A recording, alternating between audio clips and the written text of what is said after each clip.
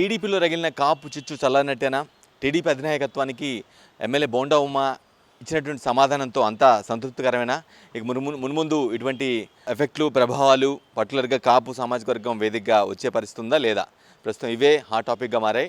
ఎందుకంటే నిన్న మనం చూసాం బోండా ఉమ త్రిసభ్య కమిటీ ముందు వెళ్ళి తన సమాధానం అంటే ముద్రగడ పద్మనాభ సంతాసంలో పాల్గొన్న తర్వాత అక్కడ జరిగిన పరిణామాలు కావచ్చు, అక్కడ ఆయన మాట్లాడిన మాటలు కావచ్చు, ఇవన్నిటి నేపథ్యంలో ఆయనకి నోటీసులు పంపించడం, ఆయన వచ్చి సమాధానం ఇవ్వడం ఇదంతా కూడా జరిగింది. సో ఇక మున్ముందు నేను వైసీపీ అంటే పార్టీ లైన్ని దాటాలని, పార్టీ చంద్రబాబు గీసిన గీతని దాటే ప్రసక్తి ఎప్పుడూ లేదని 25 ఏళ్ళుగా పార్టీ లైన్లోనే ఉన్నాను, పార్టీ కట్టుబడి ఉన్నాను. ఎట్టి పరిస్థితుల్లో పార్టీ నిబంధనలు అయితే అతిక్రమించను. ఇక అంటే లేటెస్ట్గా నాకు ఈ త్రిసభ్య కమిటీ కొన్ని ఆదేశాలు ఇచ్చింది కాబట్టి ఈవెన్ ఫంక్షన్లో, పెళ్ళిళ్ళలో, ఎటువంటి కార్యక్రమాలు అయినా సరే వైసీపీ నాయకులను కలవను, ఒకవేళ ఉన్నారని తెలిస్తే వెళ్ళను అని కూడా ఒక క్లియర్ కట్ సందేశం అయితే ఇచ్చారు. సో దట్ ఏంటంటే ఎట్టి పరిస్థితుల్లో ఆయన టీడీపీలోనే కొనసాగారు, ఎట్టి పరిస్థితుల్లో టీడీపీని వీడే ప్రసక్తి అయితే లేదని స్పష్టంగా అర్థమవుతుంది. ఇదంతా ఒక ఆస్పెక్టు.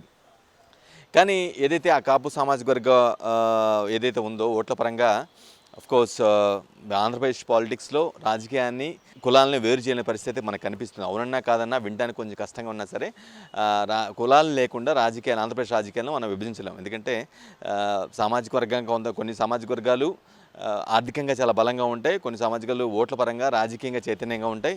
సో ఇట్లా ఈ నేపథ్యంలో ప్రధానంగా కాపు, రెడ్డి కమ్యూనిటీస్, అఫ్కోర్స్ చాలా కమ్యూనిటీస్, ప్రభావవంతమైన కమ్యూనిటీస్ ఉన్నప్పుడు కూడా సంఖ్యాపరంగా కావచ్చు, లేదంటే ఆర్థికంగా కావచ్చు, రాజకీయంగా పరంగా కావచ్చు, ఈ 3 సామాజిక వర్గాలు కమ్మారెడ్డి, కాపు సామాజిక వర్గాలు చాలా అంటే చాలా బలోపేతంగా కనిపిస్తూ ఉంటాయి మనకి. ఈ 3 కూడా వైటల్ రోల్ ప్లే చేస్తూ ఉంటాయి ప్రతి ఎన్నికల్లో కూడా. సో ఆ సామాజిక వర్గం ఏదైతే ఉందో కాపు అంటే కమ్మారెడ్డిలతో పోల్చుకుంటే కాపు సామాజిక వర్గం ఓట్ల పరంగా కొంత శాతం ఎక్కువ కాబట్టి ఆబ్వియస్గా మెజారిటీగా ఉన్నటువంటి మేము మా వైపు నుంచి, మా సామాజిక వర్గం నుంచి ఎవరో ఒకరు వ్యక్తి ముఖ్యమంత్రి అవ్వాలి అనేది ఒక బలమైనటువంటి ఆకాంక్ష వారిలో ఉంది. ఇప్పుడు వంగవీటి రంగా మిస్ అయ్యారు, అంటే ఆయన అవుతారని అప్పట్లో కొంత చర్చ కూడా కొనసాగింది. చాలా ప్రభావవంత నేత, ఆయనకి అయ్యే స్కిల్స్ ఉన్నాయి, అవగల నాయకత్వం కూడా ఉందని బలంగా భావించారు. కానీ ఆయన అనూహ్యంగా మర్డర్ అవ్వటం అది వేరే ఆస్పెక్ట్. నెక్స్ట్ తర్వాత అదే సామాజిక వర్గం నుంచి 2009లో చిరంజీవి వచ్చారు. అఫ్కోర్స్ ఆయన అంటే ప్రజాభిమానం బాగా ఎక్కువ ఉన్నప్పటికి కూడా, అంటే ప్రజాకర్షగా యాజ్ ఎ హీరోగా మేబీ సినీ స్టార్గా పెద్ద ఉన్నప్పటికి కూడా రాజకీయాల్లో ఆయన యాక్సెప్ట్ చేయలేని పరిస్థితి మనం చూసాం. 2009 ఎన్నికల్లో కేవలం 18 సీట్లకు మాత్రం పరిమితమైంది, కాంగ్రెస్ అధికారంలోకి వచ్చింది, టీడీపీ విపక్షంలో ఉండిపోయింది. సో ఆయన ఆ తర్వాత లేటర్ ఆన్ ఆ పార్టీని కాంగ్రెస్ విలీనం చేయడం, కేంద్ర మంత్రి అవ్వటం, ఆ తర్వాత కంప్లీట్గా రాజకీయాల నుంచి వైపు అవటం కూడా జరిగింది. ఇదంతా కూడా మనం చూసాం. నెక్స్ట్ 2014 ఎన్నికల ముందు అదే సామాజిక వర్గం నుంచి పవన్ కళ్యాణ్ పార్టీ పెట్టడం, జనసేన పార్టీ పెట్టడం, 2014లో కూటమికి మద్దతు పలకడం. ఆఫ్కోర్స్ ఆయన పోటీ చేయకుండా ఇప్పటికిప్పుడు నేను పోటీ చేసే పరిస్థితి లేదు కాబట్టి కూటమికి మద్దతు పలకడం, కూటమి అధికారంలో రావడం కూడా జరిగింది. 2019 నాటికి అదే కూటమితో విభేదించి ఆయన విడివిడిగా పోటీ చేశారు.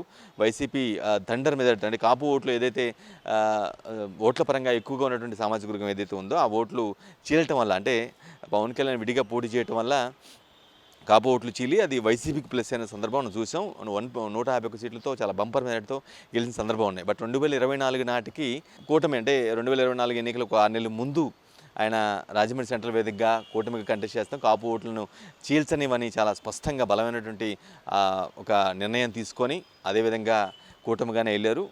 భారీ సక్సెస్ రేట్తో 96-95 సక్సెస్ రేట్తో వాళ్ళు విజయం సాధించడం కూడా మనం చూసాం. సో ఇటువంటి నేపథ్యంలో అంటే ఓట్ల పరంగా చాలా బలంగా ఉన్నాం, రాజకీయంగా కూడా ఎదిగాము, చాలా వరకు కొంతవరకు ఎదిగాము, ఆర్థికంగా కూడా కొంత బలపడ్డ తరుణంలో మన సామాజిక వర్గం నుంచి ఎందుకు ఒక వ్యక్తి ముఖ్యమంత్రి కాలేడు అనే ఒక ప్రశ్న అయితే ఆ సామాజిక వర్గంలో చాలా బలంగా కనిపిస్తుంది. అఫ్కోర్స్ వైసీపీలో కూడా చాలామంది బలమైన వైసీపీ నేతలు, కాపు నేతలు ఉన్నారు. బొత్స కావచ్చు, గుడివాడ అమర్నాథ్ కావచ్చు, అంబటి కావచ్చు, తోట త్రిమూర్తులు కావచ్చు, ఈ విధంగా చాలామంది ఉన్నప్పటికి కూడా మేబీ ఆ పార్టీలో అటువంటి పరిస్థితి, వైసీపీలో కాపు సామాజిక వర్గం నుంచి ముఖ్యమంత్రి వచ్చే ప్రసక్తే ఉండదని స్వయంగా అంబటి రాంబాబే యాక్సెప్ట్ చేసిన నేపథ్యంలో అక్కడ ఆ పార్టీలో ఉన్నటువంటి వైసీపీ కాపు నేతలే ఇంకా మున్ముందు మాట్లాడలేకుండా చేశాడేమో అనే ఒక ఒపీనియన్ కూడా చాలా బలంగా వస్తుంది. అది వైసీపీ ప్రాస్పెక్ట్. అఫ్కోర్స్ టీడీపీలో అంటే మనకు తెలిసిందే కూటమిగా మేము 4, 5 సార్లు మేము పోటీ చేస్తాం. అట్లీస్ట్ 3, 4 సార్లైనా సరే మేము కలిసి పోటీ చేస్తాము. ఓట్లను చీల్చనేము, వేరే వ్యక్తి చేతిలోకి పోలనివ్వు అని చాలా బలంగా చెప్తున్నారు. సో ఈ కూటమి అలయన్స్‌లో ఆబ్వియస్‌గా 4 దశాబ్దాలకు పైగా రాజకీయాల్లో ఉన్నారు. 4 సార్లు ముఖ్యమంత్రిగా చేశారు. విపక్ష నేత కూడా పనిచేశారు కాబట్టి వేరే ఆప్షన్ ఉండకపోవచ్చు పర్టిక్యులర్‌గా. ఎందుకంటే ఆయన చాలా యాక్టివ్‌గా ఉన్నారు. చంద్రబాబు నాయుడు అనే వ్యక్తి చాలా యాక్టివ్‌గా ఉన్నారు.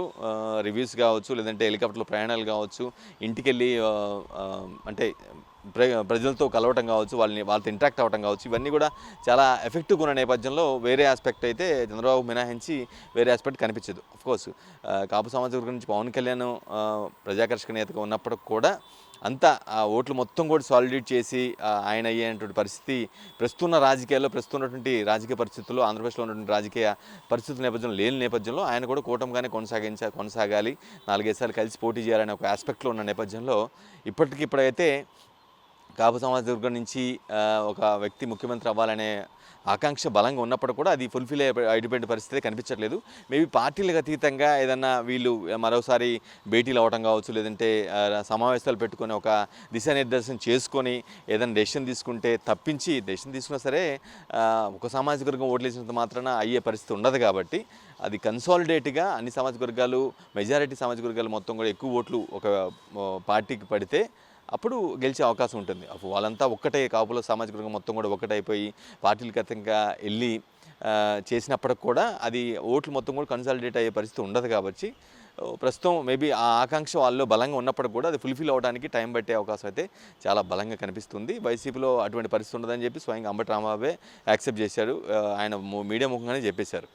టీడీపీలో మనం చూస్తున్న రాజకీయ పరిస్థితులు కూటమిగా పోటీ చేస్తున్న నేపథ్యంలో చంద్రబాబు తప్పించి వేరే ఆప్షన్ ఉండదు. ఆయన కమ్మ సామాజిక వర్గ నేత అయినప్పటికి కూడా, సీనియర్ నేత అయినప్పటికి కూడా, అంటే వేరే వ్యక్తులకి అవకాశం ఉండకపోవచ్చు. మేబీ అది ఇంకా టైం తీసుకోవచ్చు. కూటమిగా పోటీ చేసి మున్ముందు ఇయర్స్ గడిచే కొద్దికి వేరే వ్యక్తికి రావాలంటే అది టైం తీసుకునే పరిస్థితి అయితే స్పష్టంగా కనిపిస్తూ ఉంది.